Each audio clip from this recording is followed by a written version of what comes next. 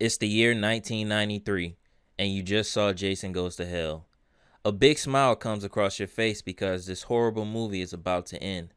But out of nowhere, Freddy Krueger's hand grabs Jason's mask and drags it to the pits of hell. That smile has turned into excitement because the next movie was going to be Freddy vs. Jason. Yes! Yes! Just kidding. The next movie was Jason X and Wes Craven's New Nightmare. No! No!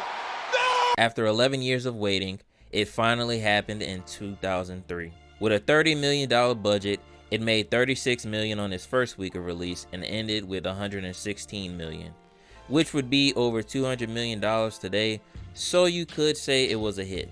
I mean, to be honest, it's a movie featuring two of the biggest horror icons. If you somehow couldn't make money from that alone, then you're just in the wrong career. Jason and Freddy fighting each other could have been the start of something special in the slasher genre.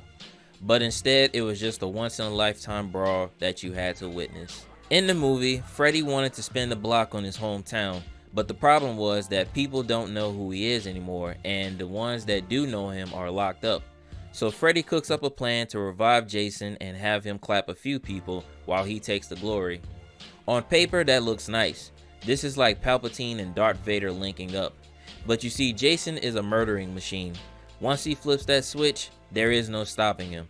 And Freddy didn't like that one bit because it was starting to look like a Jason movie instead of a Freddy movie. I don't like that shit. So later on, he possesses one of the teens to put Jason to sleep and finally gets to run the fade with Jason.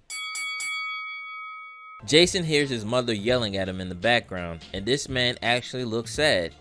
Bro's like, damn, I thought I was being a certified murder boy. Once he realized it was Freddy and not his mother, he was like, nah nigga, run my fade. It's Freddy versus Jason. You got the red filter in the background to masquerade all the blood that's about to be spilled. Freddy goes charging at this man like he was the main character and got both his arms cut off, and Jason thinks it's GG. Freddy grew him back and went straight to work. Blocked Jason's attack and threw away his machete, and then hit Jason with a brutal combo. Left, right, gut punch, slashed his face, then kicks him across the room. I'm sitting here like, where was all these combos in the other Nightmare movies?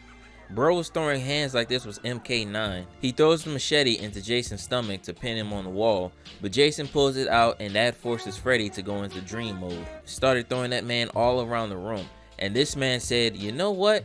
Let me play pinball with his body. Just being straight up disrespectful. After that, he drops a giant object on him, and if this was a regular person, they would have been dead. But Jason's built different because he's already dealt with people that have telekinesis. Freddy at this point is like, nigga, why won't you die? I gave you a legendary combo that fans will have in their top 10 Freddy kills, and you just shrugged it off. Freddy gets a taste of his own medicine and gets yeeted across the room. The filter has gone from red to green, signifying that Jason is about to give us a highlight reel. Right when Jason was about to attack, he suddenly stops because what's blocking him from Freddy is a wall of water. What? Which I thought was a cop-out so Freddy could have an advantage over him. Like almost every Friday the 13th movie, Jason has ended up underwater. He should have overcome that fear, but hey, I could be wrong. Freddy puts on a masterclass for Jason because he showed him his greatest hits. Had that boy in a fetal position and even showed him his mother's decapitated head. Bro even had the time to lay the pipe down on a random counselor while all this was going on. Jason wakes up and ends up at Crystal Lake while Freddy is still in the dream world getting ready to pipe down another underage teen. But Lori wakes up and pulls Freddy to the real world, and Jason is pissed. Motherfucker. Now he's not saying anything, but I can imagine what it was like. The hands of death could not defeat me. The sisters of fate could not hold me. And you will not see the end of this day. I will have my revenge. Freddy is like, hey big bro, you know I was just playing, right? Why don't we just forget about what happened and go back to being partners? Jason wasn't hearing none of that and started swinging immediately. Freddy dodges all his attacks and tries kicking him in the nuts. I'm like, nigga, there ain't nothing down there. Those are undead testicles you're kicking. Jason threw this man across the room and then made him look like a cartoon character because he grabbed him and dragged his body through every single window in that room. Shit felt like he was trapped in a genjutsu with how many windows were in that cabin. Jason brings him outside and throws him all the way across to the next cabin. That gave Freddy a way to escape, and Jason claps Kelly Rowland, and it's time to start fighting again. Freddy starts stabbing him and delivering crazy combos, multiple knees, flying elbows and kicks. Like, when did this nigga learn MMA? I'm surprised he didn't pull out Pai Mei's 5-prong heart technique. Freddy decides to have more fun by firing tanks at him.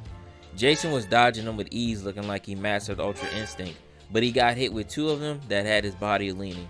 Freddy was using every tool in that area to his advantage, but that's when the clown music started playing, because this man tried smashing him with a cart, but fell off and got caught in the ropes and was being flung around the area. This gave Jason time to get out of the trap, and Freddy landed right in his pathway, looking like a straight up clown.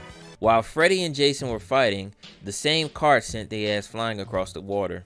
Jason finally got the upper hand and was piecing up Freddy. This was it. Jason fans were getting ready to talk their shit, but Freddy used his claws and somehow cut Jason's fingers off. Freddy grabbed his machete and started piecing him up with it.